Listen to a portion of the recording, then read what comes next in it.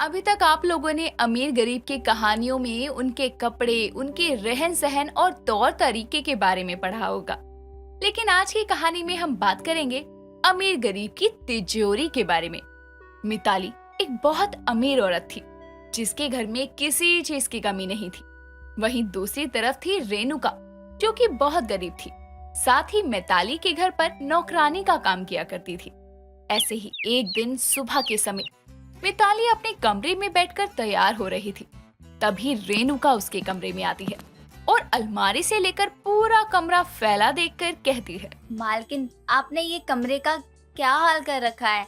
आप भी रिया बिटिया से कम नहीं हैं। जरा नजर उठाकर अपने कमरे का हाल तो देखिए। सॉरी रेणुका, लेकिन मैं क्या करूं, जब मुझे कहीं जाना होता है ना, तो रेडी होने के चक्कर में ना सारा कमरा फैल जाता है। मैंने तुम्हारे लिए काम बढ़ा दिया ना। नहीं मालकिन, बिल्कुल भी नहीं। हमारा तो काम ही यही है। आप हमें इसी बात की तो इतनी तनख्वाह देती हैं। काम होने का मतलब ये नहीं है कि मैं जानबूझकर तुमसे डबल डबल काम करवाऊं, लेकिन आगे से मैं ध्यान रखूंगी। मालकिन, अब तो आप ऐसे बोलकर हमें शर्मिंदा कर रही हैं। आप तैयार हो जाइए, वरना लेट हो जाएंगी। मैं तब तक आपके कमरे का हुलिया ठीक कर देती हूँ। Okay, thank you. लेकिन तुमने रिया को बोल दिया था ना कि वो भी तैयार हो जाए। मालकिन, रिया बेबी को घूमने के लिए तैयार हो जाओ बोलने की जरूरत नहीं है। वो तो आपसे पहले ही तैयार होकर हॉल में बैठी हैं। वो बड़ी बेशक हो गई हैं, लेकिन है अभी भी बच्ची ही। रेणुका इतना कहकर कमरे की चीजें ठीक ठाक करने लगती है।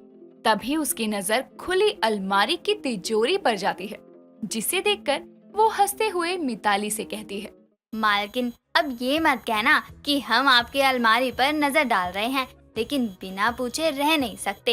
एक बात बताइए, आपने ये अलमारी के अंदर एक और छोटी अलमारी कुछ ज्यादा ही छोटी नहीं बनवा ली? रेणुका, वो छोटी सी अलमारी नहीं बल्कि तिजोरी है, जिसे हम लोग अलमारी के अंदर बनवाते हैं ताकि इसमें सामान रख सके। क्या मालकिन, सामान रखने के लिए इतनी बड़ी अलमारी कम है क्या, जिसमें एक इंसान आराम से सो जाए? उसमें तिजोरी बनवाने की क्या जरूरत? हमारे घर की अलमारी तो ऐसी नहीं है, ना ही उसमें ऐसी कोई तिजोरी है।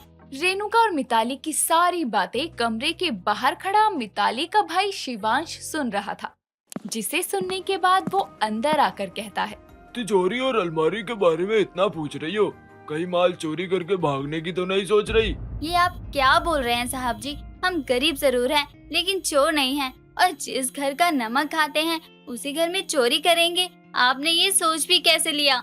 रेणुका सही कह रही है शिवांश, आगे से ऐसा कुछ बोलने से पहले सोच लेना। मैंने गलत कुछ नहीं बोला है दीदी। आप इनसे इतने प्यार से बात क्या कर लेती हैं?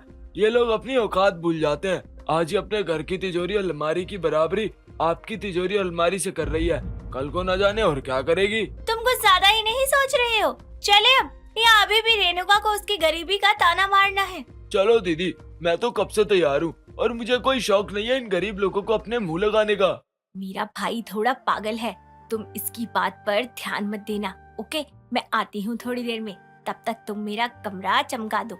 मिताली इतना कहकर वहाँ से चली जाती है, जिसके बाद रेणुका मिताली की अलमारी और कमरा सेट करने में लग जाती है। ऐसे ही कुछ समय और बीतता है। तभी एक दिन रात के समय रेणुका अपने घर में अपने कमरे की अलमारी सेट करते हुए मिताली की तिजोरी के बारे में सोच रही थी। तभी उसका पति रमेश वहाँ आता है और रेणुका को देखकर कहता है, क्या बात है, तुम अलमारी सेट कर रही हो या बना रही हो? जब से आया हूँ देख रहा हूँ, पता नहीं क्या ढूंढ रही हो अलमारी में। क्या ढूंढूंगी मैं तो बस मालकिन की तिजोरी के बारे में सोच रही थी। आज मैं उनकी अलमारी सेट कर रही थी, तब मैंने उसमें एक बहुत अच्छी और प्यारी सी तिजोरी देखी। हमें तिजोरी का क्या काम है? हमारी तिजोरी तो अलमारी के अंदर रखी हुई स्टील का डब्बा ही है, क्योंकि हमसे तो वो भी नहीं भरता, तो हम तिजोरी रखने के लिए पैसे और गहने कहाँ से लाएंगे? बात तो सही कह रहे हैं आप। कहाँ मालकिन की तिजोरी, अलमारी महंगे महंगे कपड़ों और गहनों से भरी हुई है, और हम गरीबों की फटे पुराने कपड़ों और चिल्लर से। वो तो होगा ही, क्योंकि अमीर गरीब की हर चीज में फर्क होता है। लेकिन अब तुम ये अमीर गरीब की तिजोरी पर बात करके ही पेट भर लोगी या खाना भी दोगी? आज बहुत थक गया हूँ मैं। जी आप बैठिए, बस अभी लाती हूँ। रेणुका इतना कहकर किचन में जाकर 2 थाली में भोजन परोस कर लाती है, जिसके बाद पति पत्नी एक साथ बैठकर खाना खाते हैं और थोड़ी देर बाद सोने के लिए अपने कमरे में चले जाते हैं। अगले दिन सुबह रेणुका अपनी मालकिन के लिए चाय लेकर उसके कमरे में आती है और देखती है कि मिताली अपनी अलमारी की तिजोरी को ऑटोमेटिक तरीके से खोल रही है, जिसे देखकर रेणुका कहती है, मैडम कुछ भी कहो, लेकिन आपकी ये तिजोरी बहुत अच्छी है और इसमें तो लाइट भी जलती है। हाँ रेणुका, क्योंकि ये ऑटोमेटिक तिजोरी है जिस पर हम अपनी मर्जी से पासवर्ड लगा सकते हैं, जैसे हम फोन पर लगाते हैं, जिसे जब तक तुम चाहोगी नहीं तब तक वो खुलेगा नहीं, जब तक उसमें पासवर्ड ना डाल दो। अरे वाह मालकिन, मतलब हमारे पैसे गहने बैंक से भी ज्यादा सेफ। हाँ सेफ तो रहते हैं, तभी तो लोग अपनी अलमारी में ये ऑटोमेटिक तिजोरी बनवाते हैं। लेकिन मालकिन, ये तिजोरी तो अमीर लोग ही लगा सकते हैं, हम गरीबों के पास कहाँ इतना पैसा है जो हम उसे इतनी महंगी तिजोरी में पासवर्ड लगा कर रखें। अब गरीबों के लिए तो हमारी अलमारी में रखा स्टील का डब्बा ही हमारी तिजोरी है, जिसमें हम अपने पैसों को सेफ रखने के लिए एक छोटा सा ताला लगा कर रखते हैं। क्या तुमने ये अमीर गरीब की तिजोरी लगा रखा है? कहीं तुमने शिवांश का झूठा पानी तो नहीं पी लिया? नहीं मालकिन।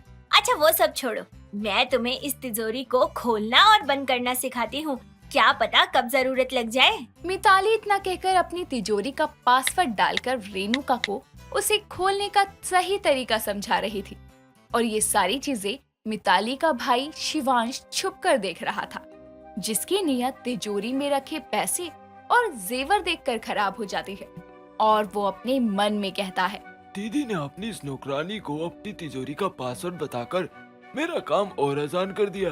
वैसे तो मुझे हर एक पैसे का हिसाब देना पड़ता था, लेकिन अब चोरी का हिसाब कैसे लोगी आप? चोरी करूंगा मैं, फंसेगी आपकी प्यारी नौकरानी। शिवांश इतना कहकर चुपचाप वहाँ से चला जाता है और चोरी करने के लिए सही मौका तलाशता है। ऐसे ही कुछ समय बीतता है। तभी एक दिन मिताली किसी काम से बाहर गई थी।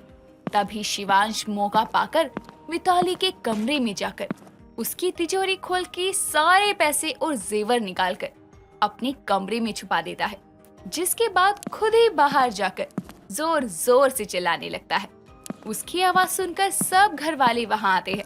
तभी मिताली भी बाहर से घर वापस आती है और अपने भाई को चिल्लाते देखकर कहती है, क्या हो गया तुम्हें? क्यों चिल्ला रहे हो तुम इतना? दीदी आप भी चिल्लाओगी? अपने कमरे में जाकर देखो, आपकी पूरी तिजोरी साफ है, 1 रुपया नहीं है उसमें। ऐसा कैसे हो सकता है? मैंने तो पासवर्ड डाला हुआ है जो किसी को नहीं पता। जरूर आपकी नौकरानी ने चुराया होगा, क्योंकि एक तो गरीब है, दूसरा उसके पास आपकी जैसी तिजोरी भी नहीं है। मैंने कहा था ना, ये गरीब लोग ऐसे ही होते हैं। मेरी बात मानो, पुलिस को कॉल करके इसको जेल भेजो। मालकिन, मैंने कोई चोरी नहीं की, विश्वास करो मेरा। अभी भी आपको इस पर भरोसा है? बल्कि अपनी तिजोरी की सारी चीजें आपने इसे ही बताई हैं। शिवांश की बातें सुनकर मिताली ना चाहते हुए भी रेणुका पर शक करने पर मजबूर थी और पुलिस बुलाकर रेणुका को चोरी के इल्जाम में जेल भिजवा देती है, जिसे देखकर शिवांश अंदर ही अंदर बहुत खुश था। ऐसे ही कुछ दिन बीतते हैं। तभी एक दिन शाम के समय शिवांश अपने कमरे में बैठा चोरी के पैसे गिन रहा था। तभी मिताली अचानक वहां आती है और वो घबरा जाता है और सारे पैसे उसके हाथों से नीचे गिर जाते हैं, जिसे देखकर वो कहती है, इसका मतलब पैसे तूने चुराए हैं, चोरी तूने करी है और इल्जाम इस बेचारी गरीब औरत पर डाल दिया तूने। तुझे शर्म नहीं आती? अपने ही घर में चोरी करते हुए कितना गिरा हुआ है तू। दीदी आप गलत समझ रही हो। भाई सही तो मैं अब समझ रही हूँ। तेरे चक्कर में अनजाने में मुझसे बहुत बड़ी गलती हो गई थी। जो मैंने सालों से मेरे यहाँ काम कर रही है उस पर भरोसा न कर कर तुझ पर किया। कैसे भूल गई मैं कि गरीब कभी चोर नहीं हो सकते। मिताली इतना कहकर पुलिस स्टेशन जाकर रेणु को जेल से छुड़वाती है और उस पर शक करने के लिए उससे माफी मांगती है। साथ ही सही गुनहगार को जेल करवाती है। रसोई में खाना बनाकर सारिका पल्लू से अपना पसीना पोंछते हुए बाहर आती है। उसकी सास सोफे पर पड़ी खर्राटे ले रही होती है। तभी ऊपर चल रहे पंखे की तरफ देखकर वो जोर से कहती है, ओ पंखेराज, तुम जिंदा हो कि आखिरी सांसें गिन रहे हो? नहीं मतलब कौन सी स्लो मोशन की बीमारी हो गई है तुम्हें? इतनी बिजली खाते हो, थोड़ी ठंडी हवा नहीं दी जाती? अरे बोरा गई है क्या? ये चलते पंखे से ऐसे बतिया रही है जैसे वो अभी बोल पड़ेगा। तो क्या करूं? आप लोगों के सामने मेरे भौंकने का तो कोई असर ही नहीं होता, तो सोचा पंखे को ही कोस लेती हूँ। क्या पता यही मेरी सुनकर नीचे टपक पड़े और इसके खराब होने पर घर में कूलर का आगमन हो। हाँ तो अपने कमरे वाले पंखे को सुना जाकर यहाँ बड़बड़ाकर मेरी नींद का क्यों सत्यानाश कर रही है? हाय दैया, सासू माँ इंसान हो की मूर्ति, इतनी गर्मी में ऐसे मोटे सोफे पर पसरी पड़ी हो, नींद कैसे आ रही है आपको? यहाँ मैं पसीने से चिपचिप हो रही हूँ और ऊपर से ये पंखा हवा तो देना ही भूल गया है। जब जानती है कि गर्मी हो रही है तो क्यों मुंह से आग उगल रही है? बोल बोल के सर दर्द और बढ़ा दिया। सास बहू की खिटपिट सुन अंगड़ाई लेता हुआ सारिका का पति प्रीतम कमरे से आकर कहता है, सारिका, ठंडा शरबत पिला दो यार। तुम कमरे में सो रहे थे? हाँ मतलब नहीं, वो मैं कमरे में टीवी देखने गया था तो देखते देखते आंख लग गई। हे भगवान, मैं पूरे दिन अपने कमरे का पंखा नहीं चलाती ताकि रात को सोने के वक्त थोड़ी ठंडी हवा तो देगा वो पंखा, और ये आदमी पूरे 4 घंटे से पंखे में सो रहा था। अरे आप माँ बेटे को तरस नहीं आता मुझ पर? सारिका यार, ये साल जाने दो, मैं अगले साल पक्का पक्का कूलर ले आऊंगा यार। अच्छा तो पक्का पक्का ये भी बता दो कि अगला साल आएगा कब? अगले जन्म में? क्योंकि पिछले 2 सालों से तो पक्का पक्का सुनकर मेरे कान पक गए हैं। देखो सेकंड हैंड ही दिला दो, मैं काम चला लूंगी। अरे आप दोनों का क्या है, किचन में तो मुझे खटना पड़ता है। किसी दिन गर्मी में तड़प तड़प कर मर जाऊंगी ना, तब मांगते रहना चाय पानी शरबत। मेरी तो किस्मत ही खराब है। हाय दैया, हर 4 दिन पर नौटंकी करने बैठ जाती है। प्रीतम बेटा एक काम कर। हाँ अब बनी ना बात, अब सासू माँ बस इन्हें कूलर लाने को कह दे। इसे गर्मी भर के लिए मायके छोड़ा, इसको गर्मी भी नहीं लगेगी और ना ही ये नौटंकी करेगी। ये सुनते ही सारिका का मुंह बन जाता है और वो अकड़ में कहती है, मैं कहीं नहीं जा रही, यहीं मरूंगी गर्मी में, लेकिन मायके नहीं जाऊंगी। हाँ, कैसे कंजूस ससुराल वाले हैं, आंसू भी बहा लिए फिर भी दिल नहीं पिघलता इनका, लेकिन मैं भी हार नहीं मानूंगी। इतना कहकर वो पैर पटकती हुई कमरे में चली जाती है। सारिका गर्मी के चलते बहुत समय से अपनी सास और पति को कूलर लेने के लिए मना रही थी, लेकिन वो दोनों कोई ना कोई बात या बहाना बनाकर उसकी बात को टाल दिया करती थी। समय बीतता है, ऑफिस के काम से प्रीतम कुछ दिनों के लिए बाहर चला जाता है। एक रोज सारिका अपनी सास के कहने पर सामने वाली पड़ोसन के घर से अपने बर्तन वापस लेने उसके घर जा ही रही थी कि तभी वो देखती है कि उसके बाहर वाली खिड़की पर नया कूलर लगा है। बताओ, इस निम्मी आंटी ने भी नया कूलर ले लिया। हाय, इसके बगल में खड़ी हूँ, कितनी ठंडक महसूस हो रही है। वो तो होगी ही ना, इतना महंगा कूलर जो आया है।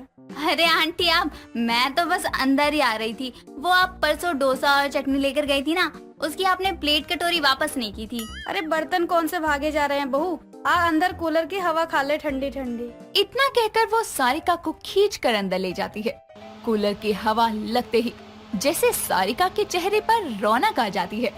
कुछ देर में वो बर्तन लेकर वहाँ से चली जाती है। अगले दिन सुबह जब सुमति पूजा करने मंदिर में जा रही होती है तो सारिका के कमरे से उसे कुछ आवाज आती है और वो दरवाजा जोर से बजाते हुए कहती है, बहू, अरे ओ बहू, ये आवाज कैसी है? इतनी सुबह चल क्या रहा है कमरे में? तभी कुछ देर बाद आवाज आनी बंद हो जाती है और दरवाजा खुलते ही सुमति को ठंडक सी महसूस होती है। तो वो सारिका से कहती है, क्या हुआ सासू माँ? क्या हुआ नहीं, क्या चल रहा है तेरे कमरे में? आवाज कैसी थी? आवाज?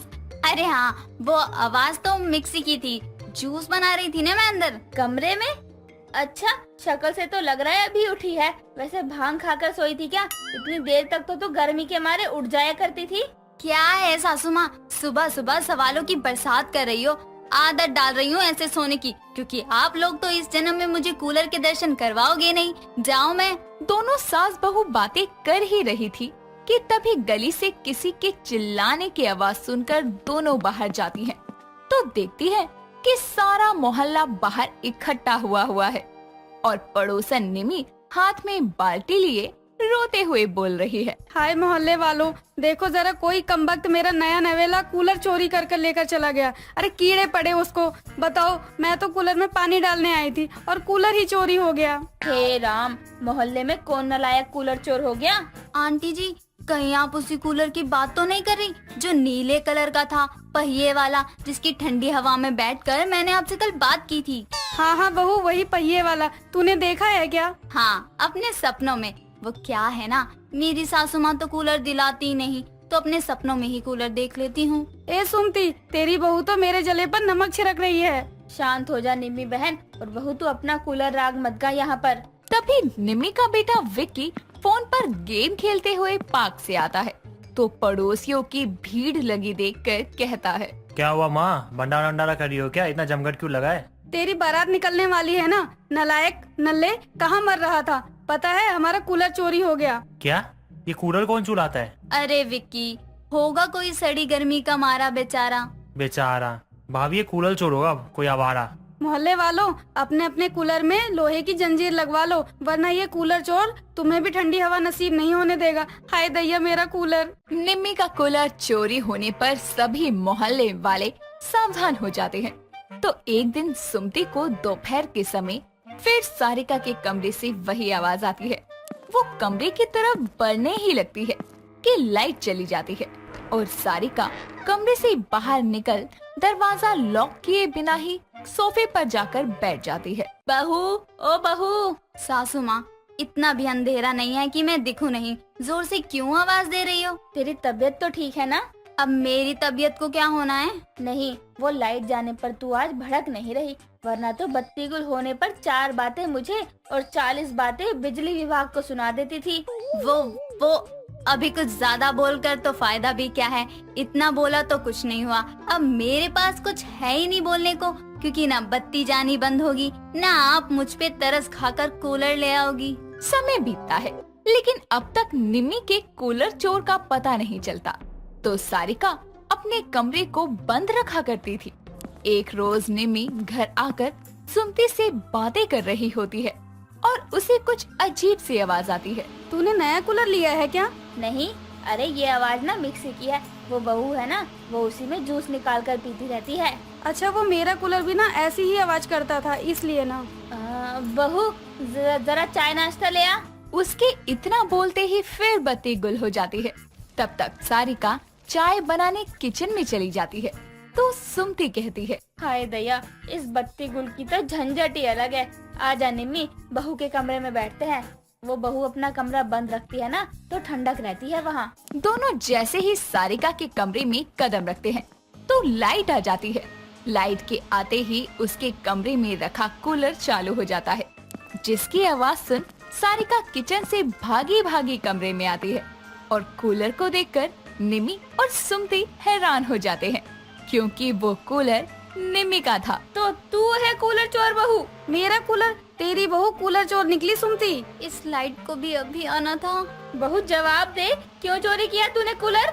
अरे जब आप दिला नहीं रही थी तो मैं क्या करती? कर लिया मैंने कूलर चोरी, बन गई मैं कूलर चोर बहू। पहले ही मेरी बात मान लेती तो मुझे चोरी ही नहीं करनी पड़ती ना। अरे ओ सुमती, पहले अपना काम छोड़कर कूलर ला अपने घर में, वरना तेरी ये कूलर चोर बहू पूरे मोहल्ले के कूलर चुरा चुरा कर ठंडी हवा खाती रहेगी। विक्की, अरे कूलर मिल गया, कहाँ है नल्ले तू? तभी निम्मी कूलर ले जाने के लिए विक्की को आवाज लगाती है और सुमती अपनी बहू के कूलर चोर निकलने पर अपना सर पकड़कर बैठ जाती है। गोपाल अपनी गाय गौरी को नहलाने के लिए गांव के पास वाले तालाब में ले जाता है और गाय को अच्छे से तालाब में रगड़ रगड़ कर नहलाता है। कुछ देर बाद वो उसे चारा खिलाने के लिए पास के ही खाली खेत में घास खाने के लिए छोड़ देता है। तभी पानी भरा मटका ले जाते हुए गांव में रहने वाली सुरसुरी गोपाल की गाय को अपने खेत में जाते हुए देखकर कहती है, काहो गोपाल भैया, तुम्हारी गैया को चरने के लिए हमारा ही खेत दिखा था क्या? देखो तो सारा घास एक बार में खा गई। अरे सुरसुरी बहन, कितनी बार कहा है तुम्हें, मेरी गाय का नाम है, वही कहा करो। तुम्हें याद ना रहे, इतना कठिन तो नाम नहीं है उसका। हाँ ठीक है गौरी, तुम अपनी गौरी को घर में चारा वारा काहे नहीं डालते? देखो ऐसे हमरे खेत में अपनी गौरी को ना छोड़ा करो। सुरसुरी बहन, तुम तो जानती हो चारा बाजार में कितना महंगा है। अब मैं गरीब अपनी गौरी को चारा खिलाऊं या अपने परिवार को खाना? वो सब हम नहीं जानते। और जब गरीबी में चारा नहीं खिला सकते हो तो काहे के लिए गैया पाले हो? खाली दूध दुहने के खातिर? हाँ, आज के बाद कभी तुम्हारी गैया को हम देख लिए ना अपने खेत में तो ठीक नहीं होगा। इतना कहकर सुरसुरी वहाँ से चली जाती है। जिसके बाद गोपाल वैसे तो एक गरीब मजदूर था और वो अपनी गाय गौरी को बहुत प्यार करता था और उसे अपनी शादी के दहेज में गौरी मिली थी। वो मजदूर था, इसीलिए कभी काम मिलता तो कभी नहीं, जिसके कारण घर में पैसों की तंगी हमेशा रहती। इसीलिए वो अपनी गाय का दूध भी बेचा करता। वो गौरी के लिए चारा नहीं खरीद पाता था, इसीलिए उसे किसी के खेत में अक्सर घास चरने के लिए छोड़ दिया करता। एक शाम गोपाल के घर के बाहर खूंटे से बंधी गौरी अपनी पूंछ को हिलाकर उसके आसपास के मच्छर मक्खियों को दूर भगा रही थी। ये देखकर गोपाल अपनी पत्नी को आवाज लगाकर कहता है, माला, अरे भगवान, कहाँ हो तुम? जी घर में ही हूँ, और कहाँ रहूंगी? क्या हुआ? घर में बैठी हो, कभी बाहर आकर एक नजर गौरी को भी देख लिया करो। देखो तो कितने मच्छर मंडरा रहे हैं इसके आसपास। अरे मंडरा ही रहे हैं ना, कौन सा आपकी गौरी को छेड़ रहे हैं? और मैं घर में खाना बनाऊं या आपकी गैया को देखूं? तुम्हें तो इसकी कोई फिक्र ही नहीं है। लाओ मुझे उपला दो, उसे जलाकर धुआं कर दूंगा तो सारे मच्छर भाग जाएंगे। उपले? अरे कहाँ से लाऊं उपले? बाजार में भी अब 5 रुपए का एक छोटा उपला मिलता है। पैसे उपले लाने में खर्चा करूं, इतने भी अमीर नहीं है हम। अरे भगवान, उपले खरीदने की भला क्या ही जरूरत? उपले बनाने के लिए गौरी का गोबर क्यों नहीं इस्तेमाल में लाती तुम? दिमाग में गोबर भरा है क्या आपके, जो सब कुछ भूल जाते हैं? हम गोबर भी तो सुनीता बहन को बेच देते हैं और वो सुबह ही आकर जितना गोबर होता है ले जाती है और हफ्ते भर के गोबर के 50 रुपए देती है बस। दोनों बातें कर ही रहे थे कि तभी उनकी 11 साल की बेटी सोनी अंदर से बाहर आकर कहती है, माँ, खाना दो ना, बहुत भूख लगी है। हाँ हाँ, बस थोड़ी देर और, बन ही रहा है। दोपहर से भूखी है बच्ची, दुकान से उधार ही आटा और खाना बनाने का तेल लाई हूँ। देखो, इस गौरी की सेवा से तुम्हारे परिवार का गुजारा नहीं होने वाला। कोई काम ढूंढो। इसके हर दिन के 2 लीटर दूध और गोबर बेचने से जो पैसा आता है ना, वो गरीबी में घर चलाने के लिए काफी नहीं है। मैंने 1-2 जगह पता भी किया है और लगता है काम जल्दी ही मिल जाएगा। माँ चलो ना, मुझे खाना खाकर गौरी के साथ खेलना भी है। हाँ बेटा, अंदर चलो। माला अपनी बेटी को लेकर चली जाती है तो गोपाल भी गौरी को प्यार से पुचकारते हुए वहाँ से चला जाता है। समय बीतता है, गोपाल को एक जगह काम मिल जाता है, जिसके कारण वो सुबह से शाम तक बाहर ही रहता और अब गौरी की देखभाल माला किया करती। वो रोज सुबह उसे चारा डालती और उसका दूध निकालकर बेचने चली जाया करती। लेकिन गौरी अब ज्यादातर खूंटे से बंधी रहती। एक रोज छुट्टी के दिन जब गोपाल सुबह उठता है तो देखता है कि गौरी के शरीर पर छोटे छोटे चकदे जैसे दाने उभर आए हैं, जिन्हें देखकर वो हैरान हो जाता है। तभी माला बाल्टी लेकर उसका दूध निकालने आती है। क्या हुआ? ऐसे क्या देख रहे हैं गौरी को? साइड हटिए, दूध निकालना है। 2 दिन से ये गौरी कम दूध दे रही है वैसे। मुझे लगता है गौरी की तबीयत ठीक नहीं। देखो ना, इसके शरीर पर ये चकते जैसे निशान कैसे हो गए हैं। अरे ये कुछ नहीं है, मच्छर वच्छर ने काट लिया होगा। बीमार होती तो भर भर के चारा खाती क्या? नखरे हैं इसके। अभी घुमाने को नहीं मिल रहा ना सारा दिन, खूंटे से ही तो बंधी रहती है। जानवरों के बिना अलग ही नखरे हैं। माला के कहने पर गोपाल भी इतना ध्यान नहीं देता। तभी उसकी बेटी सोनी गौरी के साथ खेलने लगती है। कुछ दिन ऐसे ही बीतते हैं। एक शाम काम से लौटते हुए वो देखता है कि गांव में रहने वाले लल्लन के घर के आगे भीड़ जमा है। तभी वो आगे बढ़कर देखता है कि लल्लन की 2 गायें जमीन पर बेसुध हालत में पड़ी है और उनके शरीर पर चकते जैसे मोटे मोटे दाने हैं। तभी वो बगल में खड़ी सुरसुरी से कहता है, ये लल्लन की गैया को क्या हो गया? भगवान जाने गोपाल भैया, सुनने में तो आ रहा है कि दोनों गैया को कोनो वायरस हो गया, जिसके चलते गुजर गई दोनों। वायरस? वही तो, अभी इंसान वाला वायरस गया नहीं, देखिए ना जानवर वाला कौन सा नास पिटा वायरस आ गया। लल्लन का तो रो रो कर बुरा हाल हो गया है। वायरस की बात सुनकर उसे अपनी गौरी का ख्याल आता है। वो जल्दी से घर पहुंचता है तो देखता है कि गौरी आराम से चारा खा रही थी, लेकिन उसके शरीर के वो दाने अब बढ़ते जा रहे थे। अगली सुबह जब वो काम पर निकल रहा था तभी उसे माला के जोर जोर से चिल्लाने की आवाज आती है। तो माला के पास पहुंचकर वो देखता है कि खूंटे से बंधी गौरी जमीन पर बेसुध पड़ी है और उसके मुंह से लार निकल रही है। वो अपनी गैया को ऐसे देखकर परेशान हो जाता है और तुरंत डॉक्टर को बुलाने निकल जाता है। थोड़ी देर में वो पशुओं के डॉक्टर को लेकर आता है। डॉक्टर गौरी की जांच करता है। डॉक्टर साहब, मेरी गौरी को वो अचानक बीमारी कैसे हो गई?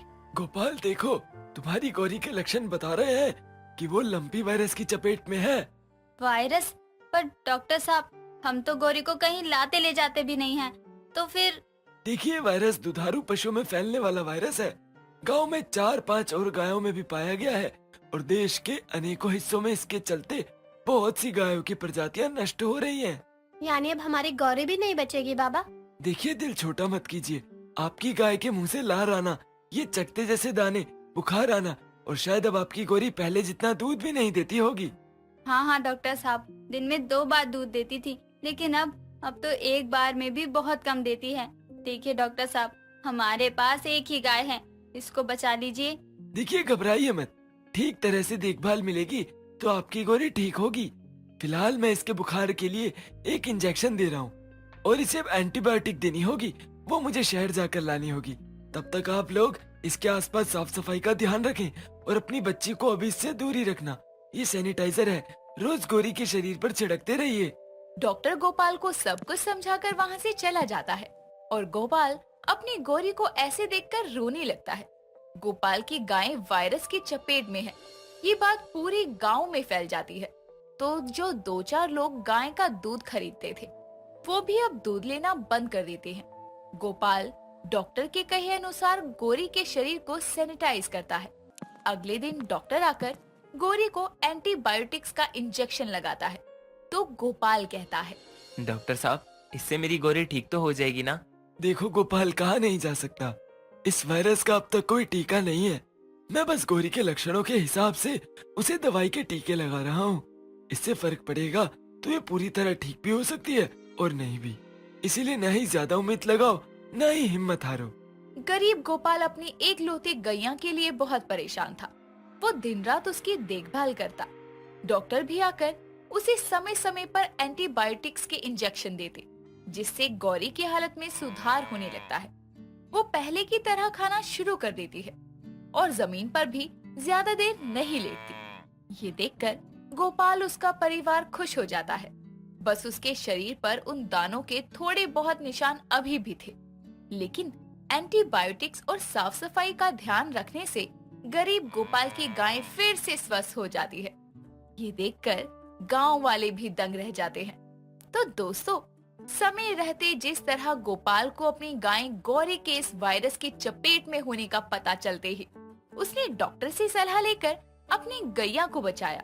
हम भी आशा करते हैं हमारे देश की गौ माताएं इस वायरस से बची रहें और इस बीमारी का शीघ्र ही कोई निवारण आए।